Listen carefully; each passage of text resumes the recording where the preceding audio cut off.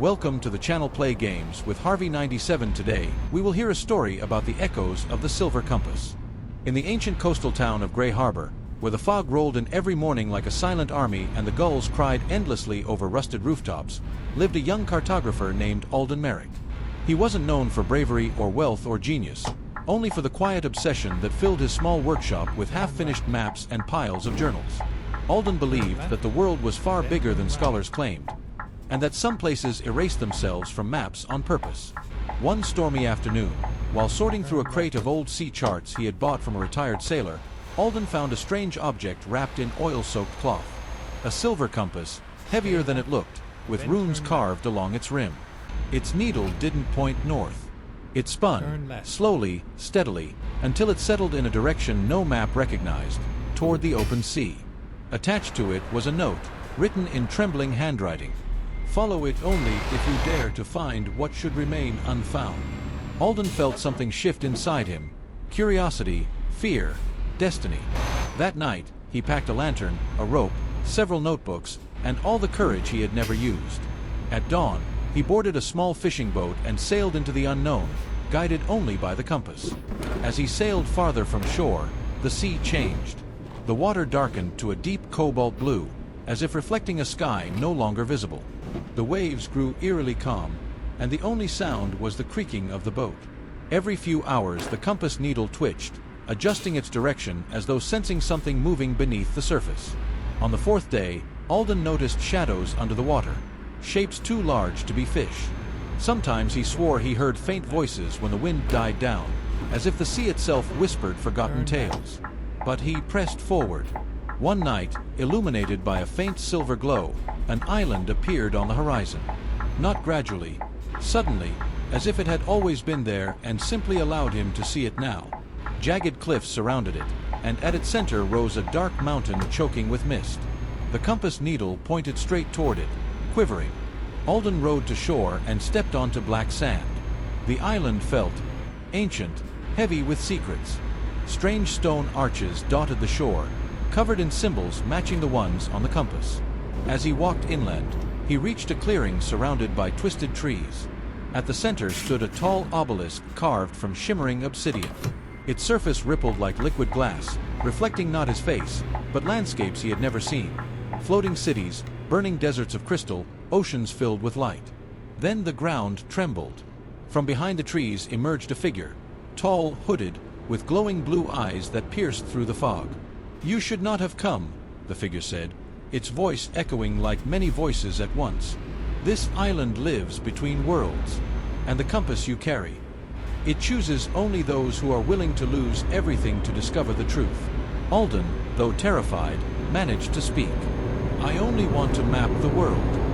The figure's eyes brightened. "Then map what no living cartographer has survived to describe." It raised a hand, and the obsidian obelisk split open like a doorway, revealing a swirling portal filled with shifting constellations. The compass in Alden's pocket grew warm, almost alive. The hooded figure stepped aside. "You may enter, Alden Merrick.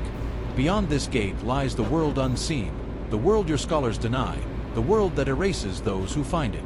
But once you cross, you cannot return unchanged. If you return at all." Alden's heart pounded. Behind him was the island, the empty boat, the familiar world. Ahead lay a mystery older than time.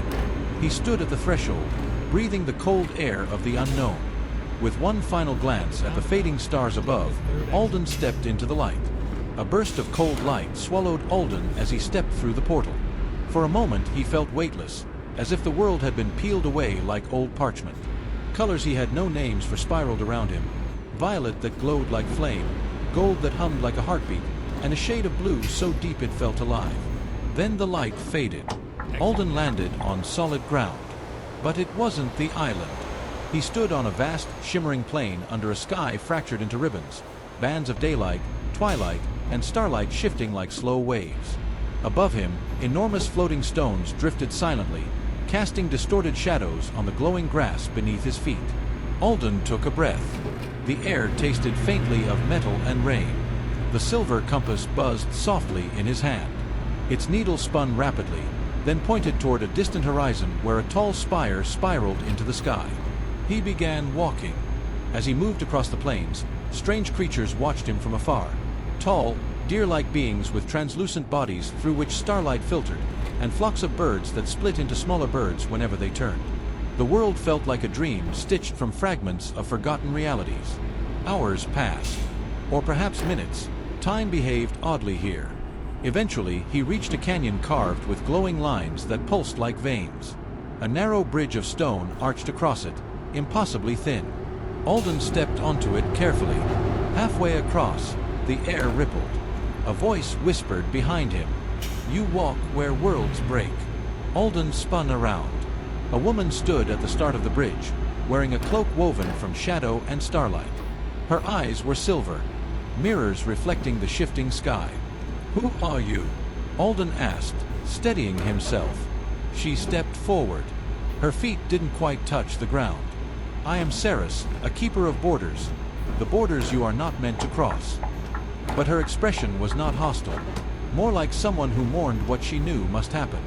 "You were chosen by the compass," she continued. "Do you know what that means?" Alden shook his head. Ceres's voice softened. "It means this world is beginning to tear open. And you, someone who seeks truth more than safety, are the one who can either mend the tear or widen it beyond repair." She raised her hand, and the canyon around them vanished. Alden blinked, and suddenly they stood in a vast hall of floating maps, each made of shifting light. Some showed landscapes of fire, others oceans that hung upside down, others entire cities floating like islands in the sky. "This is the archive of lost paths," Ceres said. "Every forgotten place ends up here." Alden looked at the maps, millions of them. More maps than he could ever hope to draw in 1,000 lifetimes. "But why me?" he asked quietly. Ceres studied him. "Because you carry something the maps do not, imagination unbound by the rules of your world." She paused. "And because the compass awakened for the first time in centuries when you touched it." Before Alden could reply, the hall trembled. Maps flickered. A deep roar echoed from somewhere below, vibrating through the air. Ceres's calm face darkened. "They've found us." A crack split the floor, spreading like a spiderweb of light. From it rose creatures made of shifting mist and jagged shadow, their forms unstable, eyes appearing and disappearing, limbs splitting into smoke. They moved with unnatural speed, drawn to the compass in Alden's hand. Ceres stepped in front of him and raised a shimmering barrier. "We must leave." "No." "The maps," Alden began. "They will burn if we stay."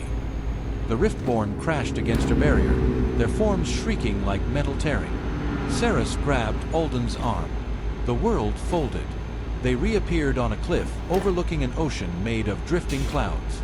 Far below, great shadows swam through the vapor like whales. Alden gasped. Ceres released him, breathing heavily. The starlight in her cloak dimmed. "They grow stronger," she said. "The Riftborn feed on the broken edges of reality. Something is tearing this world apart faster than we can repair it." She turned to him, and the compass is pointing toward the source. Alden looked at the needle, steady, unwavering, pointing toward a dark storm swirling far beyond the ocean of clouds. A storm shaped like an eye. "What do we do?" he asked. Ceres gave a faint, sad smile. "We follow it, even if it leads to the end of all worlds." They stepped toward the edge. The storm rumbled in the distance, glowing with a deep violet light. Alden tightened his grip on the compass. "I'm ready," he said, though fear coiled in his stomach. Ceres raised her hand. A path of glowing stone unfurled into the sky, leading straight into the heart of the storm. Together, they walked forward. The glowing path curved high above the drifting cloud ocean, each step humming faintly beneath Alden's boots. Lightning rippled through the distant storm like veins of purple fire, illuminating the swirling eye at its center. The compass vibrated softly, guiding him and Ceres forward.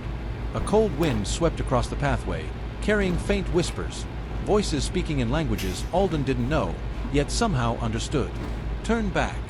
The storm remembers. The cartographer returns at last." Alden shivered. "Why does it feel like the storm knows me?" Ceres didn't answer immediately.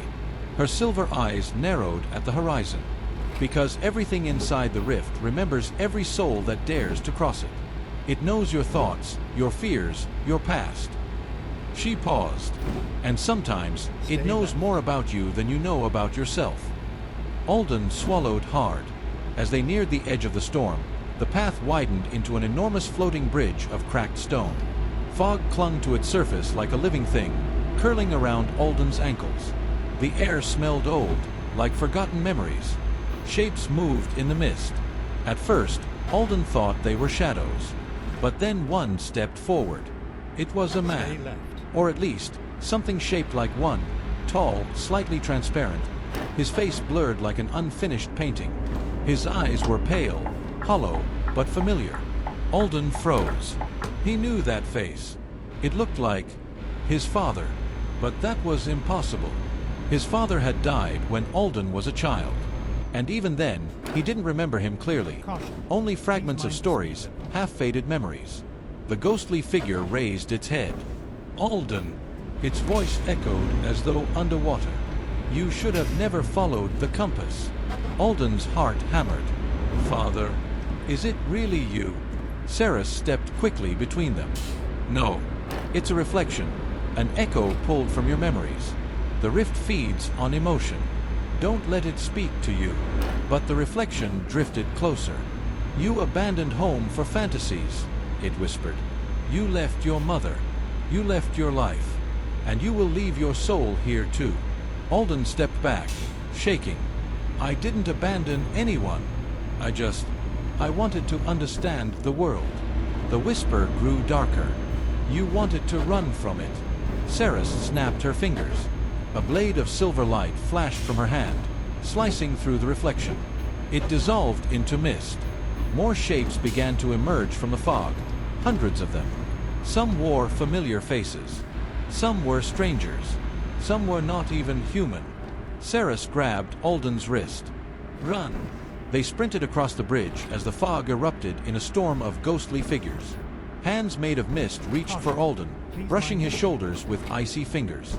The voices rose in a chorus of echoes, accusations, regrets, fears drawn from the deepest corners of his mind.